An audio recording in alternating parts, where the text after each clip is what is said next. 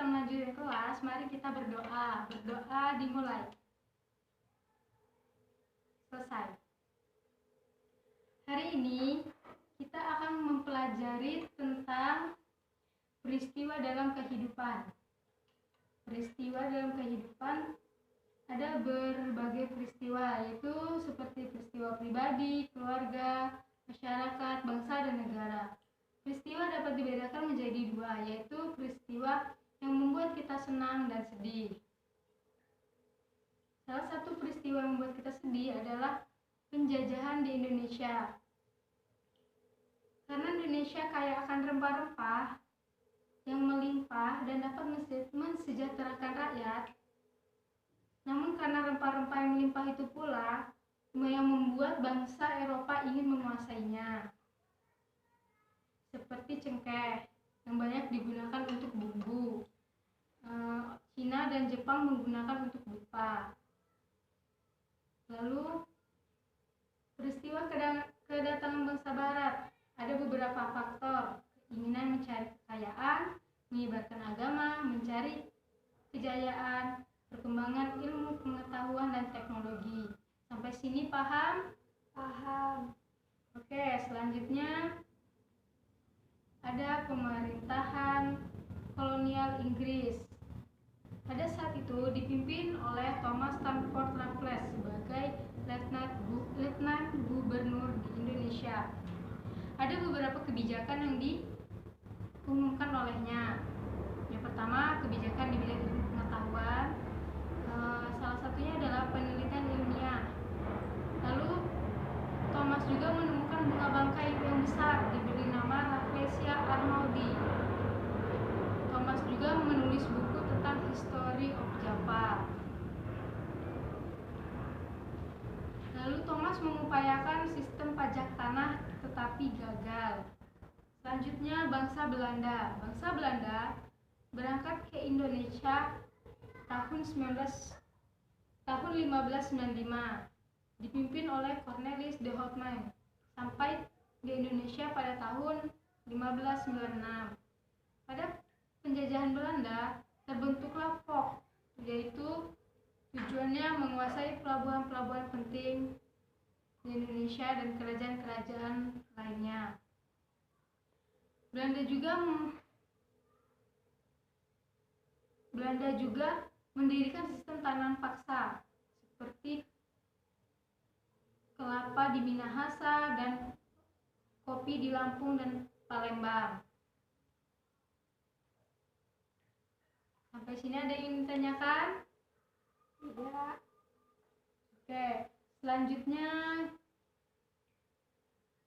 kedatangan bangsa Spanyol.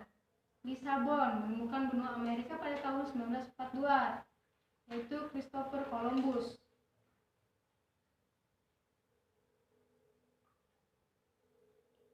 Pada masa Belanda, faktor penyebab kebangkrutan FOK pada tahun 1799 adalah banyaknya pegawai yang korupsi, sulit mengawasi wilayah yang sangat luas. Selanjutnya, kita akan melanjutkan pelajaran tentang perlawanan rakyat Indonesia terhadap bangsa Eropa.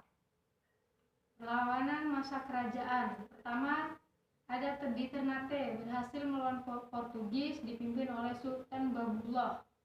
Kedua, Demak berhasil mengusir Portugis dari Sunda Kelapa di bawah pimpinan Fathahillah. Siapa yang memimpin Demak? Fathahillah. Oke, selanjutnya Mataram. Serangan pertama dimulai tahun 1628, dipimpin Tumenggung Bahurekso, dan serangan kedua dipimpin Kiai Adipati Juminah, Kiai Adipati Puger, Kiai Adipati Purbaya. Keduanya gagal karena persediaan makanan dihancurkan Belanda. Keempat, ada Aceh pada tahun 1629, gagal menaklukkan Portugis tapi tetap berdiri sebagai kerajaan merdeka. Masa penjajahan Jepang. Latar belakang datangnya Jepang ke Indonesia yaitu pertama, restorasi Meiji, pergantian kekuasaan dari Shogun Yoshinobu ke Kaisar Tenno Meiji yang menyebabkan perubahan besar-besaran di berbagai bidang, termasuk mengubah haluan politik Jepang menjadi imperialis. kebutuhan mencari sumber daya alam sebagai bahan baku pengembangan industri militer. Tujuan penjajahan Jepang di Indonesia adalah menjadikan Indonesia sebagai sumber bahan mentah untuk keperluan militer Jepang. Menjadikan Indonesia sebagai sumber tenaga kerja murah karena kita dulu dijajah dan tidak ada peralatan untuk melawan. Selanjutnya, perjuangan mempertahankan kemerdekaan. Setelah Indonesia merdeka, Belanda tentara Nika kembali ke Indonesia dengan membonceng sekutu, yaitu tentara Inggris. Kehadirannya memicu perlawanan di berbagai daerah. Perlawanan dengan diplomasi melalui perundingan. Ada beberapa perundingan. Yang pertama adalah perundingan Linggarjati. Kedua, perundingan Renville. Ketiga, perjanjian Romroyen. Ada yang ingin ditanyakan? Ya.